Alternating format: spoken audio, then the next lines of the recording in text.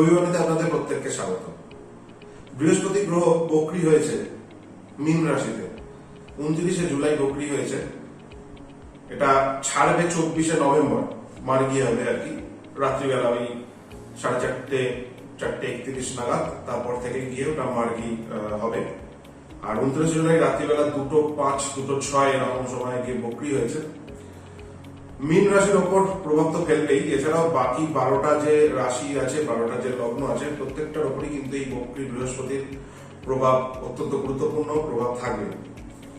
বক্রী হয়ে যাওয়া কোনো গ্রহ, যে কোনো গ্রহ, অনেক রকম মতবাদ আছে, তার মধ্যে একটা অত্যন্ত গুরুত্বপূর্ণ মতবাদ আছে বক্রী হয়ে যাওয়া কোনো গ্রহ, সেই গ্রহটা ওই লগ্ন সাপেক্ষে বা ওই রাশি সাপেক্ষে যে ইভেন্টকে ম্যানিফেস্ট করে বা যে ইভেন্টকে দেখে বা ইভেন্টকে রুল করে, সেই ইভেন্টগুলোকে আটকে দেওয়া বা সেই ইভেন্টগুলো ওই যতদিন সে বক্রী অবস্থায় চলে গেল ততদিন পর্যন্ত সেই ইভেন্টগুলোকে সে স্টপ করে দেয় বা সেই ইভেন্টগুলোকে সে এগোতে দেয় না। ইভেন্টগুলোর যে মানে ইভেন্টটা ঘটানোর জন্য যে টাইমিংটা, সেটা কিন্তু এই সময়টা একদম অফ হয়ে যায়। এটা হচ্ছে মূল বক্রী গ্রহের একটা রূপ।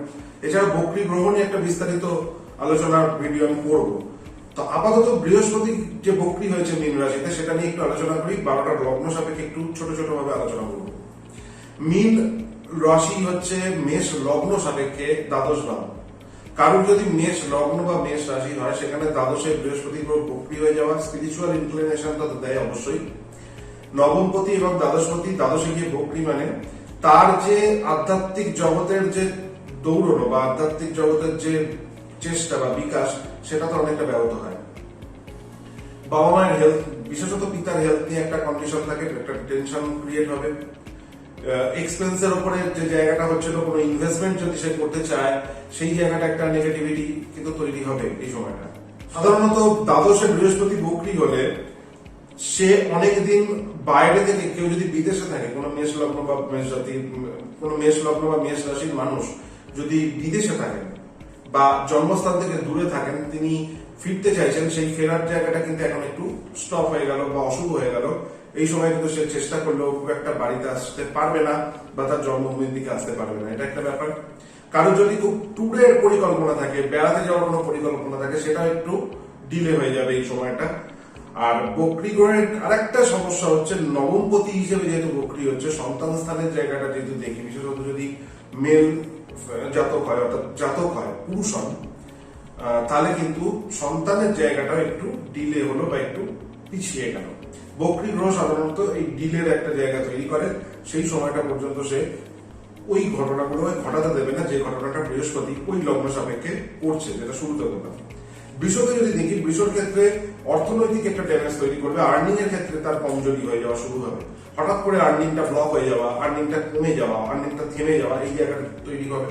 যেহেতু একাদশে কি বক্রী হচ্ছে সে, বন্ধু বান্ধবদের সাথে যে হেলদি রিলেশনটা ছিল, সেটা একটু যেন থেমে যাবে। কোনো বন্ধু বান্ধবদের সাথে যদি কোনো পার্টি থাকে, কোনো বন্ধু বান্ধবদের ক্ষেত্রে যদি কোনো যোগাযোগের ব্যাপার থাকে, কোনো অনুষ্ঠানে যাওয়ার ব্যাপার থাকে, হঠাৎ করে দেখবেন সেখানে কোনো না কোনো ভাবে একটু ঝামেলা, কোনো না কোনো একটু ক্যাওস, ঠিকঠাক স্মুথলি বিষয়টা হবে না। আর্নিং এর জায়গাটা শুরুতেই বললাম, একাদশ থেকে বন্ধু বান্ধবের বিচার হয়। আর একটা জিনিস হচ্ছে, বৃষ লগ্ন বা বৃষ জাতির মানুষদের জন্য বলছি, হেলথের জায়গাটা একটু নেগেটিভিটি হালকা হলেও হবে, খুব অল্প, খুব বিরাট হয়তো ম্যাসিভ হবে না, কিন্তু হেলথের জায়গাটা একটা ডিস্টার্ব করবেই বক্রী বৃহস্পতি। মিথুনকে যদি আমি দেখি, মিথুনের দশমে বৃহস্পতি, হঠাৎ করে কাজ আটকে যাওয়া, যে কাজগুলো হওয়ার কথা, যে কাজগুলো একদম রেডি আছে, কোনো না কোনো কারণে সেই কাজগুলো হবে না, কোনো না কোনো ভাবে সেই কাজগুলো একটু ডিলে হবে, সেই কাজগুলো আটকে যাবে, সেই কাজগুলো ঠিকঠাক ভাবে স্মুথলি এগোবে না। চাকরির জগতে একটা যে কর্ম যে জগৎ আছে, যে কাজের জায়গাটা আছে, সেখানেও একটু কেন আটকে আটকে যাচ্ছে মনে হচ্ছে, কাজগুলো স্মুথলি এগোবে না। এই জায়গাটা মিথুন রাশি বা মিথুন লগ্ন সাপেক্ষে একটা দেখার ব্যাপার থাকবে। আর একটা ব্যাপার মিথুন রাশি বা মিথুন লগ্ন সাপেক্ষে একটা দেখার ব্যাপার থাকবে, কর্মজগতে, কর্মক্ষেত্রে তার থেকে সিনিয়র কোনো মানুষের সাথে তার যে লার্নিং প্রসেস ছিল, সে যে শিখছিল বা কোনো সে জানছিল, সে নলেজ নিচ্ছিল, সেই জায়গাটা কিন্তু একটু ব্যাহত হয়, সেই জায়গাটা একটু আটকে যেতে পারে। কর্কট রাশি বা কর্কট লগ্ন সাপেক্ষে যদি দেখি, তার পিতার জায়গাটা একটু নেগেটিভ হলো, তার বাবা, বিশেষত বাবার হেলথের জায়গাটা একটা নেগেটিভ হয়, ভাগ্যহানি, ভাগ্যের জায়গায়, ভাগ্যের স্থানে নবমে, অর্থাৎ ভাগ্যস্থান বলতে আমরা নবম ভাবকে বুঝি, কর্কট রাশি বা কর্কট লগ্ন সাপেক্ষে নবম ভাব মিন, সেখানে বৃহস্পতি গ্রহের বক্রি হয়ে যাবে পঞ্চম, সুখকর হবে না। পিতার হেলথের জায়গাটা কিন্তু বাধা বিঘ্ন সৃষ্টি করবে এবং নিজেরও ভাগ্যের একটা ভাগ্যহানির সম্ভাবনা দেখা যাবে। ভাগ্যের জায়গাটা একটু ড্যামেজ করবে, কোনো জিনিস তার লাক ফ্যাক্টরটা আর কি তার কাজ করবে না, এই সময় হেল্প করবে না তাকে। যদি সিংহ লগ্ন বা সিংহ রাশি সাপেক্ষে আমরা দেখি, অষ্টমে গিয়ে বক্রি হচ্ছে বৃহস্পতি, পঞ্চমপতি হিসেবে অষ্টমে গিয়ে বক্রি খুব একটা সুখকর নয়, তার নিজের হেলথের জন্য সুখকর নয়, সন্তানের হেলথের জন্য সুখকর নয়, সাংসারিক জীবন বা সাংসারিক লাইফের ক্ষেত্রে খুব একটা সুখকর নয়। তো এই জায়গাগুলো কিন্তু নিয়ে একটু ড্যামেজ তৈরি করবে। ওয়াইফের ফ্যামিলির দিক থেকে একটা সমস্যা তৈরি হবে। সিংহ লগ্ন বা সিংহ রাশির জায়গাটা কিন্তু খুব মুশকিলের এই সময়টা, বিশেষত সিংহ লগ্ন বা সিংহ রাশির মানুষদের এই সময়টা, এই বক্রি অবস্থাটা খুব কনসাসলি কিন্তু কাটানোর দরকার। জুপিটার বক্রি হচ্ছে ভালো গুরু, জুপিটার যেহেতু গুরুকে নির্দেশ করে, টিচারকে নির্দেশ করে, গুরুর জায়গাটা একটা ড্যামেজ তৈরি করবে, এটা কিন্তু মাথায় রাখতে হবে। কন্যা লগ্ন বা কন্যা রাশি সাপেক্ষে যদি আমি আসি, সপ্তমে গিয়ে বক্রি হয়েছে বৃহস্পতি, চতুর্থপতি হিসেবে সপ্তমে গিয়ে বক্রি হয়েছে। রিলেশনশিপের ক্ষেত্রে, ম্যারেজ রিলেশনশিপ আমি বলতে চাইছি, একটা সমস্যা তৈরি করবে। সমস্যা বলবো না, রিলেশনটা স্মুথ হবে না। বিয়ের যদি কোনো ব্যবস্থা থাকে, কথাবার্তা হয়ে থাকে, দেখবেন বিয়ের জায়গাটা একটা ড্যামেজ তৈরি করছে। বিজনেসের ক্ষেত্রে, ক্লায়েন্ট আসার ক্ষেত্রে, ক্লায়েন্টের ক্ষেত্রে সবই যেন থেমে থেমে যাচ্ছে মনে হচ্ছে। ক্লায়েন্ট আসার কথা কিন্তু আসছে না, কাস্টমার আসার কথা, আপনার হয়তো দোকান বা আপনার যদি কোনো বিজনেস থাকে, হঠাৎ করে গেল কাস্টমার গুলো সবই নেবো বলছে, আপনার থেকে প্রোডাক্ট নেবেন হয়তো বলছেন, কিন্তু কোনো না কোনো কারণে সেটা ডিলে হবে, কোনো না কোনো ভাবে সেটা পিছাবে। যেহেতু বৃহস্পতি ওখানে বক্রিয় রয়েছে, বিয়ের জায়গাটা যেমন শুরুতেই বললাম, বিয়ের ক্ষেত্রেও ফ্যামিলির ক্ষেত্রেও একটা অদ্ভুত অশান্তি, একটা ডিলেমা, একটা সমস্যা কিন্তু এই সময় কন্যা লগ্ন বা কন্যা রাশি ফেস করবে যতদিন এই বক্রি বৃহস্পতি থাকবে। যদি আমি তুলাকে দেখি, তুলা রাশি বা তুলা লগ্ন সাপেক্ষে ষষ্ঠে, অর্থাৎ মীন রাশি তুলা লগ্ন বা তুলা রাশি সাপেক্ষে ষষ্ঠ ভাব, সেই ষষ্ঠে গিয়ে বৃহস্পতি বক্রিয় যাওয়া হেলথের জায়গাটা ড্যামেজ করবে, শত্রুতা বৃদ্ধি করবে, শত্রুর জায়গাটা সমস্যা সৃষ্টি করবে। আরো একটা যেটা সমস্যা করবে, রিপিটেশন ওয়ার্ক, সেই যে বারবার যে কাজটা করে কর্মজগতে, আমরা রেগুলার একটা কাজ করি বলেই সেখানে সাফল্য আসে, তো সেই রিপিটেশন ওয়ার্কটা বারবার ব্যাহত হতে শুরু করবে। বারবার আটকে যাওয়া, বারবার কোনো না কোনো একই কাজ হচ্ছে, হওয়ার কথা হচ্ছে না, যেমন সমস্ত ক্ষেত্রেই বলছি, বিশেষত যাতে কর্মজগতের ক্ষেত্রে হওয়া কাজ না হওয়া, তুলার জন্য কিন্তু এটা সমানভাবে প্রযোজ্য, যেহেতু ষষ্ঠ ভাবকে নির্দেশ করে, ষষ্ঠ ভাব কাজকে নির্দেশ করে। আপনার তুলা বা তুলা লগ্ন, তুলা রাশি বা তুলা লগ্নের মানুষ যদি আপনি হন, তাহলে সেক্ষেত্রে লক্ষ্য করবেন আপনার জুনিয়র যে আছে, অর্থাৎ আপনার নিচে যে কাজ করে অধস্তন কর্মচারী, সেখান থেকে একটা নেগেটিভ ইম্প্যাক্ট আপনার লাইফে আসতে চলেছে এবং আপনি আপনার অধস্তন কর্মচারীদের থেকে শত্রুতা, তাদের দ্বারা শত্রুতা, তাদের সাথে শত্রুতা, এই অধস্তনে আপনার অধস্তন কোনো কর্মচারীর সাথে শত্রুতা বৃদ্ধি হয়ে যাওয়ার সম্ভাবনা কিন্তু তুলা রাশি বা তুলা লগ্ন মানুষদের রয়েছে। যারা বিজনেস করেন তাদের ক্ষেত্রে সমানভাবে কথাটা প্রযোজ্য, তারা যারা ব্যবসা করেন তাদেরও ব্যবসায়িক যে শত্রুতা সেটা বৃদ্ধি হবে এই সময়টা। এই জায়গাটা কিন্তু একটু মাথায় রাখতে হবে, সতর্ক থাকতে হবে। বৃশ্চিক রাশি বা বৃশ্চিক লগ্ন সাপেক্ষে যদি ভাবা যায়, তার পঞ্চমে গিয়ে বৃহস্পতি বক্রি হচ্ছে। সন্তানের জায়গাটা খুবই নেগেটিভ, সন্তান স্থানের জায়গাটা বাধা বিঘ্নর মধ্যে দিয়ে যাবে, সন্তান হওয়ার ক্ষেত্রে বাধা বিঘ্ন সৃষ্টি হবে, প্রেম প্রীতি ভালোবাসা এইসব ক্ষেত্রে একটা নেগেটিভিটি তৈরি হবে এবং রিলেশনশিপের মধ্যে একটা সমস্যা তৈরি হবে, ভীষণ রকম ভাবে কিন্তু সমস্যার সৃষ্টি হবে আর হেলথের উপরে কিন্তু ড্যামেজ করবে। বৃশ্চিক রাশি বা বৃশ্চিক লগ্ন সাপেক্ষে ইম্পালসিভ বিহেভিয়ার কিন্তু এই সময়টা খুব বৃদ্ধি পাবে, সতর্ক থাকবেন। আপনার বাড়ির ফ্যামিলির মধ্যে আপনি যদি দেখেন যে আপনার তাদের কোনো বৃশ্চিক রাশি বা বৃশ্চিক লগ্নের মানুষ যদি হয়, খেয়াল করবেন তাদের একটা অদ্ভুত রকম ইম্পালসিভ বিহেভিয়ার, একটা টেন্ডেন্সি বেড়ে যাচ্ছে, রাগ জেদটা অনেক সময় বেড়ে যাচ্ছে, কন্ট্রোল করার কিন্তু এই সময়টা ভীষণভাবে দরকার।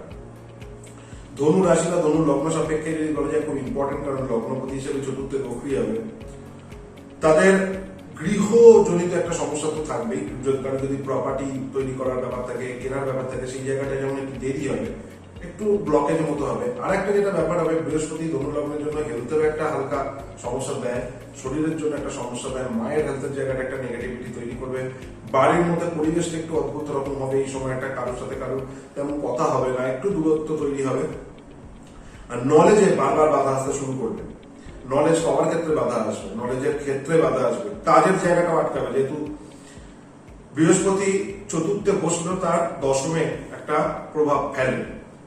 তো সেই ক্ষেত্রে কর্মজগতে একটা অদ্ভুত রকম একটা স্ট্যাগন্যান্সি যাকে বলে, আটকে যাওয়া তৈরি হবে হঠাৎ করে, আবার ওটা খুলেও যাবে, কিন্তু ফর দ্য টাইম বিং একটা মনে হবে যেন আমরা আটকে আটকে যাচ্ছে, এটা মাথায় রাখতে হবে। মকর লগ্ন বা মকর রাশির সাপেক্ষে যদি দেখা যায়, তাহলে তার তৃতীয় গিয়ে বক্রি হচ্ছে বৃহস্পতি মীন রাশিতে। যোগাযোগের একটা বাধা সৃষ্টি হবে, হঠাৎ করে যে যোগাযোগগুলো সেগুলো কেমন আস্তে করে স্লো হয়ে যাবে, এনকারেজমেন্টের লোকের অভাব হবে, অর্থাৎ আপনাকে যারা সাপোর্ট করতো সেই সব লোকগুলো কেমন চুপচাপ হয়ে যাবে। যোগাযোগে যেমন শুরুতেই বললাম, কোনো কানেক্টিভিটির ক্ষেত্রে যে প্রবলেমগুলো যেমন তৈরি হবে, গাড়ি ঘোড়া যারা চালান তাদের জন্য একটু সতর্ক থাকা খুব প্রয়োজন থাকবে। আর উদ্যম, যে সাহস বা এই সমস্ত যে বিষয়গুলো আছে আমাদের কর্মজগতে যেগুলোকে ব্যবহার করি, সমাজে চলতে গেলে সব জিনিসকে ব্যবহার করি, যে শক্তিগুলোকে আমরা ব্যবহার করি, তার মধ্যে উদ্যম, এনার্জি, এই সমস্ত জিনিসগুলো একটু লো এনার্জি ফিল হবে, উদ্যমের অভাব দেখা দেবে, ক্লান্তি আসবে শরীরে, এই জায়গাগুলো কিন্তু ফিল করবেন আপনারা। এই জায়গাটা একটু মাথায় রাখবেন, সতর্ক থাকবেন। কুম্ভ রেসপেক্টিভলি দেখা যায় দ্বিতীয় এগিয়ে প্রক্রিয়া হচ্ছে বৃহস্পতি মীন রাশিতে। কুম্ভ রাশি বা কুম্ভ লগ্ন যদি হয় আপনার, তাহলে সেক্ষেত্রে দেখবেন সেভিংস সে সমস্যা হচ্ছে। দ্বিতীয় ভাবে আমরা সেভিংস দেখি, তো সেভিংস এর সমস্যা হচ্ছে, সেভিংস করতে বাধা আসছে, ভীষণ রকম ভাবে বাধা আসছে, অর্থের জায়গাটা বারবার স্ট্যাগনেট হয়ে যাচ্ছে। অর্থ পাওয়ার ক্ষেত্রে তো হচ্ছেই, অর্থ রাখার ক্ষেত্রে হচ্ছে। আর একটা প্রবণতা আসবে দ্বিতীয়, যেহেতু কথাবার্তা এই সময় খুব সতর্কভাবে বলতে হবে। কথা ভুল বোঝা, আপনার কথা অন্য মানুষ ভুল বুঝবে, এই জায়গাটা কিন্তু একটু ভীষণভাবে সতর্ক থাকবেন। আর দ্বিতীয় সবসময় ফ্যামিলির উপর একটা ইম্প্যাক্ট তৈরি করে, আপনার কথা আপনার ফ্যামিলি সবার আগে ভুল বুঝবে, এই জায়গাটা কিন্তু মাথায় রাখবেন। কুম্ভ রাশি বা কুম্ভ লগ্নের জাতক বা জাতকে যদি আপনারা হন, তাহলে অবশ্যই এই সময়টা, এই জুপিটারের যতদিন এই বক্র অবস্থায় থাকছে, এই সময়টা যতটা পারা যায় কথা কম, কাজ বেশি করলে ভালো হয়। মীন রাশি বা মীন লগ্নের মানুষ যদি আপনার হন, তাহলে সেক্ষেত্রে মিনেই গিয়ে বক্রি অবস্থায় হয়ে রয়েছে। এক তো হেলথের ড্যামেজ যেমন দেবে, তেমনি কোনো পথ খুঁজে না পাওয়া, কিভাবে জীবনে এগোবো, একটা লক্ষ্যে হয়তো এগোচ্ছিলাম কিন্তু হঠাৎ করেই যেন লক্ষ্যটা চ্যুত হয়ে যাচ্ছি, লক্ষ্য ভ্রষ্ট হয়ে যাচ্ছি, পথ সঠিক দিশা না পাওয়া, এই প্রবলেমটা মীন রাশি বা মীন লগ্নের মানুষজন দেবে। হয়তো কাজ শুরু হয়েছে কিন্তু সেই কাজটা হঠাৎ করেই কোনো রেসপন্স আসছে না, কাজটা থেকে কোনো আমি ফল পাচ্ছি না, কাজটা থেকে কোনো উত্তর পাচ্ছি না। তো এই সমস্ত সময়, এই সময়টা বিশেষত এইরকম একটা প্রবলেম মীন রাশি বা মীন লগ্নের জাতক ফেস করবে। হঠাৎ করে কি করব কি করব না, এরকম একটা কনফ্লিক্ট ভেতরে তৈরি হবে, কি করা উচিত কি করা উচিত না, এই কনফ্লিক্টটা ভীষণভাবে বাড়িয়ে দেবে। এক তো বৃহস্পতির রাশি ওটা, সেখানে গিয়েই বক্রি হচ্ছে। তো মীন রাশি এমনি দাত্তক স্বভাব, তো কনফ্লিক্টের প্রবলেমটা এই সময় মারাত্মক রকম ভাবে বাড়বে। মীন রাশি বা মীন লগ্নের মানুষ যদি সতর্ক থাকেন, আশা করি এই সময়টা আপনারা পেরিয়ে যাবেন। 12টা রাশিতে আমি বললাম, খুব ব্রিফিং আলোচনা করলাম। আমি বকরি নিয়ে একটা বড় ভিডিও করার ইচ্ছে রয়েছে, বকরি নিয়ে অনেক রকম তত্ত্ব রয়েছে, অনেক থিওরি রয়েছে, তো সেগুলো নিয়ে একটু আলোচনা করবো, এডুকেশনাল পারপাসই আলোচনাটা করবো। তো আজকে আপনাদের সতর্ক করার জন্য, আপনাদেরকে ইনফরমেশন দেওয়ার জন্য ভিডিওটা করলাম। ভেবেছিলাম 29শে জুলাই আগেই হয়তো করা সম্ভব হয়ে ওঠেনি, যাই হোক। তো 24শে নভেম্বর পর্যন্ত এই বক্রি অবস্থায় থাকছে বৃহস্পতি। 24শে নভেম্বর পর্যন্ত আপনারা সতর্ক থাকবেন, বৃহস্পতি সংক্রান্ত ব্যাপারে সতর্ক থাকবেন। বৃহস্পতিকে কর্ম সেগুলো করুন, প্রত্যেকটা রাশির লগ্নের মানুষ বৃহস্পতির মন্ত্র জপ, বৃহস্পতির পূজা, গুরু সেবা, এই সমস্ত বিষয়গুলো করুন। এই সমস্ত ব্যাপারগুলো আপনাকে হেল্প করবে বৃহস্পতির শুভ এনার্জি আপনাদেরকে প্রদান করার জন্য। আজকের মতো ভালো থাকবেন। আর আরেকটা কথা, এই ভিডিওটা যদি আপনারা ইউটিউবে দেখেন, অবশ্যই ইউটিউবের চ্যানেলটি লাইক করুন, শেয়ার করুন এবং সাবস্ক্রাইব করে নোটিফিকেশন বেল আইকনটি প্রেস করে নেবেন। যদি এটা আপনারা অন্য কোনো মাধ্যমে দেখেন, ফেসবুক বা অন্য কোনো মাধ্যমে দেখেন, তাহলে অবশ্যই সেই পেজটা ফলো করবেন এবং সেই পেজে লাইক করবেন, কমেন্ট করবেন, সেই পেজটাও শেয়ার করবেন। পেজটাও গ্রো যত হবে তত আমার কথা আমি চেষ্টা করবো আপনাদের সাথে আরো আমার যে নলেজ আছে সেটা শেয়ার করার।